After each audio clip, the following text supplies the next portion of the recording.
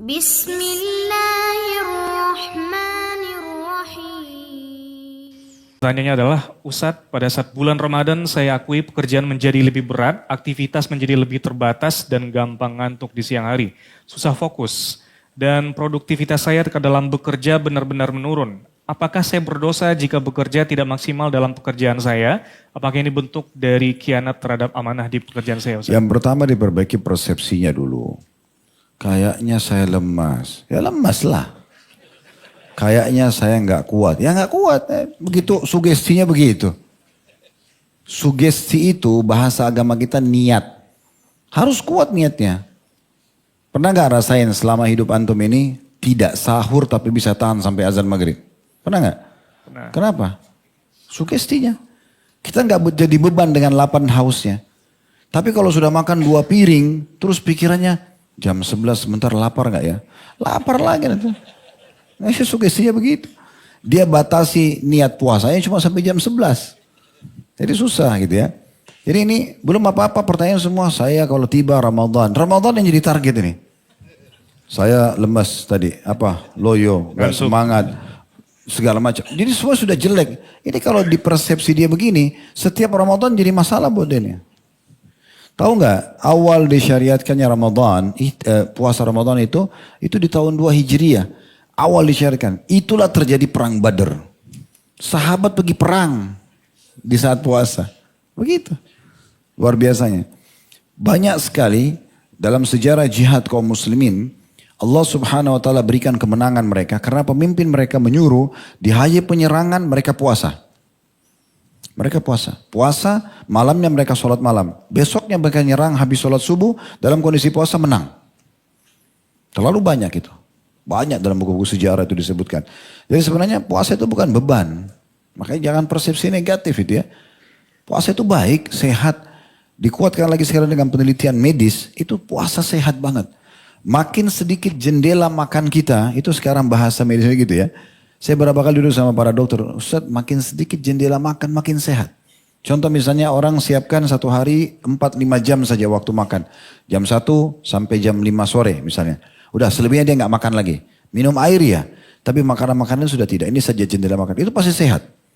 Dibandingkan orang nggak kenal waktu berhenti makan. Ya. Baru makan 2 piring masih lapar lagi. Misalnya lapar terus. Ya, nggak selesai-selesai laparnya gitu. Jadi teman-teman sekalian jangan mulai dengan persepsi negatif. Karena ini kalau dibiarkan, saudara kita yang bertanya ini jadi masalah buat dia ini. Karena dia selalu berpikir kalau Ramadan saya selalu loyo. Saya selalu begini, saya selalu begitu. Ya. Jadi selalu semangat teman-teman sekalian ya. Isi hari-hari kita seperti biasa, kayak tidak ada apa-apa. Saya memberikan contoh yang lain. Kalau teman-teman hadir sini mahasiswa atau mungkin antum pernah belajar juga ya. Beda sekali itu kita kalau mau ujian. Pergi ke satu tempat yang kita jauh dari makanan dan minuman. Saya dulu lama jadi mahasiswa juga gitu ya. Saya berbagi juga pada saat jadi dosen kepada mahasiswa saya. Coba bandingkan kalau kita duduk, lagi mau belajar nih, mau ujian. Tapi sebelah kita ada kopi, ada teh, ada jus, macam-macam, cemil-cemilan banyak. Sama buku, persentase makan minumnya lebih besar daripada belajarnya. Baru belajar 2 lembar, makan lagi. Kacang sudah 1/2 kilo. Ya. Belum teh, belum kopi. Akhirnya masuk WC. Habis waktu.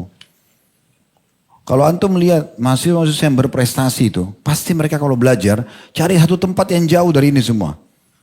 Pergi satu tempat jauh, taman, paling bawa modal air minum. Mungkin kopi teh 1 gelas. Di botol kecil, oke lah. Belajar itu pasti persentase belajarnya lebih banyak. Nah seperti itu.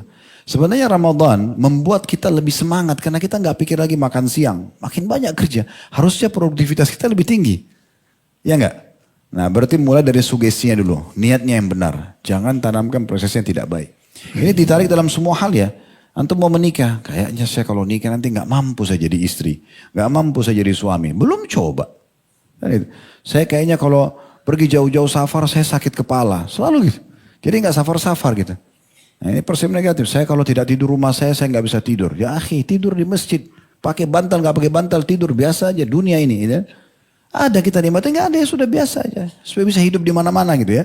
Yang penting kita tidak melanggar agama, itu harusnya begitu. Dunia sebentar kita lalui, jangan sampai persepsi negatifnya gitu. Sekarang kita masuk ke lebih kerucut lagi ke pertanyaan yang sama, dari orang yang sama. Bagaimana kalau seandainya saya lagi puasa? Tadi kita perbaiki dulu persepsi itu ya. Tapi kalau seandainya ada seseorang muslim, dia lagi puasa, mungkin ini kondisinya berbeda. Bukan kayak pernah, tapi kalau misalnya dia belum sahur, mungkin semalam juga dia begadang karena pekerjaan, dia mungkin waktu buka puasa juga cuma makan sedikit, dia merasa lemas pada saat puasa besoknya, lalu kemudian turunlah ya semangat dia bekerja. Apakah itu berdosa atau dia mendolimi atau merusak akad dia dengan tempat kerjanya? Nah ini tergantung kondisi dan keadaan. Saya yakin kondisi seperti ini mirip dengan kondisi orang yang sakit misalnya ya, gitu. Itu mungkin tidak bisa dipaksakan. La yukallifullah nafsan illa usaha. Allah tidak bebankan atas kemampuan seseorang. Kalau berkurang oke, tapi jangan sampai tidak menyelesaikan pekerjaan. Dan kita sampaikan baik-baik. Misal target pekerjaan kantor hari itu 1 sampai 10 adalah 1 sampai 5. Kita hanya bisa 1 sampai 3. Kita sampaikan kepada siapa yang bertanggung jawab. Hari ini saya kurang fit, mungkin saya masih ada 2 poin yang tertinggal. Besok insya Allah saya coba selesaikan. Nah, seperti itu kurang lebih gambarannya ya. Allahu a'lam.